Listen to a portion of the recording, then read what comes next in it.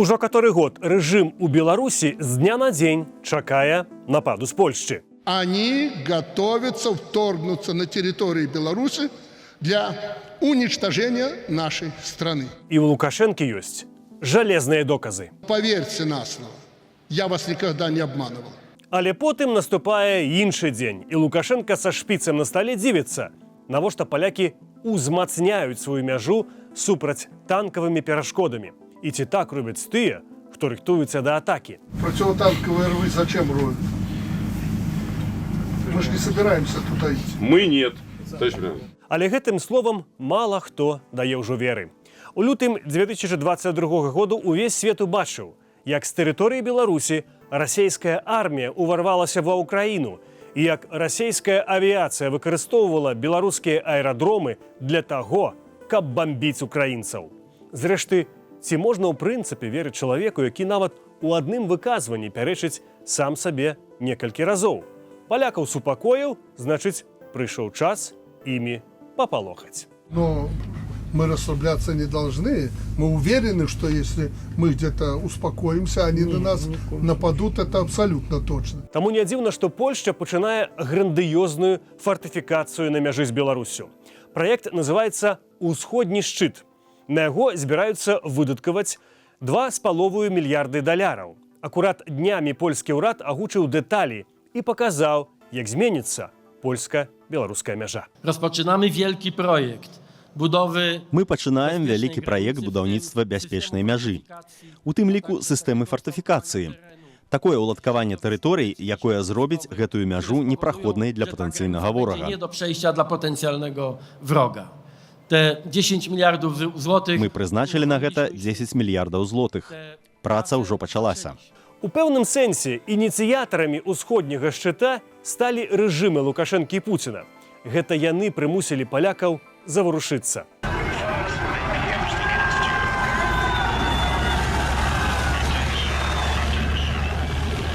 У ліпені 2021 году Александр Лукашенко заявіў, што з прычыны санкцыяў Беларусь больш не будзе стрымліваць нелегальную міграцыю ўкраіны еўразвязу.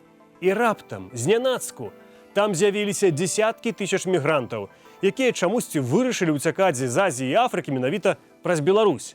Да гэтага ніякіх сценаў на мяжы ніхто будаваць не збіраўся. Власти Польши, Литвы, Латвии не просто игнорируют международное гуманитарное право, они в прямом смысле убивают переселенцев с Ближнего Востока. Пра забойство прапагандыстка БТ, як звычайна, загнула. А вось важны момант не дадала. Трэці год запар дзясяткі тысяч людзей штурмуюць дзяржаўную мяжу, жывучы ў лясах. І гэта пры тым, што нават знаходзіцца ў памежнай зоне можна толькі па адмысловых дазволах. Калі такога няма, памежнікі ці міліцыя хутка вам гэта патлумачаць і загадаюць пакінуць тэрыторыю. А зараз побач вайна. Павінна быць яшчэ хіба больш жорсткая сітуацыя. Пры умове, што падзеі на мяжы і не з'яўляюцца часткай гэтай вайны. У еўразвязе штурм з беларускага боку называюць гібрыднай вайной. Амаль штодзённа сотні людзей знішчаюць агароджу, атакуюць польскіх памежнікаў, кідаюць у іх камянямі, або спрабуюць падпальваць памежныя слупы. За 2023 год памежнікі суседніх з Беларусю краін еўразвязу спынілі 42 тысячы спробаў нелегальнага пранікнення на сваю тэрыторыю, што на траціну больш за 2022 год.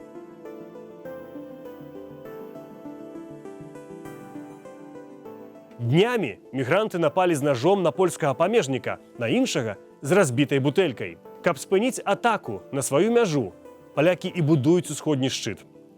Як расказаў аўторак польскі міністр абароны, гэта будзе найбуйнейшая аперацыя па ўмацаванню ўсходняга флянгу НАТО з 1945 года. Дык што там будзе? На мяжы з'явіцца сістэма выяўлення папярэджання і сачэння. Гэта шмат розных узроўняў. Беспілотнікі, знішчальнікі F-35, спадарожнікі. Там будзе сістэма доступу да тактычнай базы ўзброеных сіл Польшчы. Сетка базавых станцый уздоўж межаў. Ваенная сувязь, мачты з носьбітамі адмысловых сэнсараў. Палякі створаць на мяжы інфраструктуру для сістэм барацьбы з беспілотнікамі.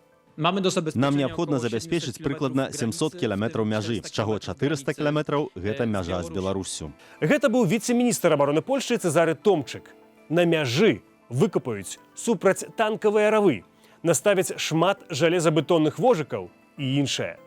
А прапаганда пераконвае, што супрацьтанкавыя абмежаванні палякі робяць для таго, каб напасці праз гэтыя равы на Беларусь. Не исключено, что в сопредельной стране вынашивают амбициозные и долгоиграющие планы касательно нашей страны. У рамках праграмы «Усходні шчыт» будуць пабудаваныя сховішчы для салдат і цывільных асобаў, бункеры ад сродку паражэння, склады зброі.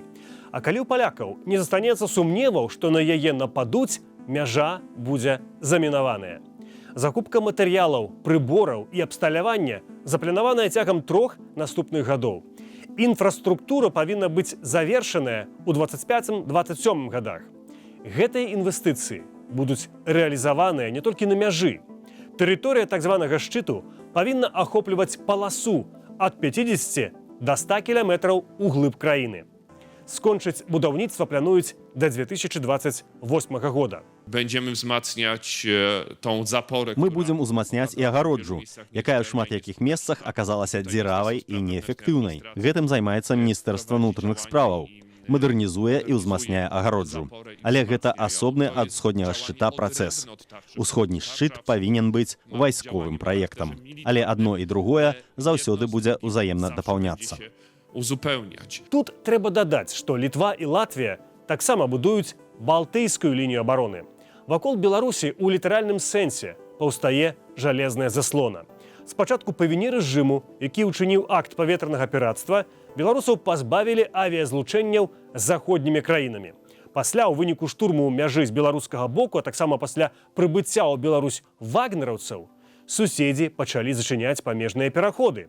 У выніку у Польшчы стварылі цэлую камісію, задача которой даследовать уплыву режима Лукашенко и ягоных спецслужбаў на польскую державу. Единственное влияние, которое Минск оказывает на Варшаву, вызвано желанием примирить две соседствующие страны. Але словам ужо ніхто не верыць. Беларусь ізноў застаецца на іншым баку жалезнай заслоны. Гэтую высокую цану беларусы плоцяць за паводзіну людзей, якія узурпавалі ўладу.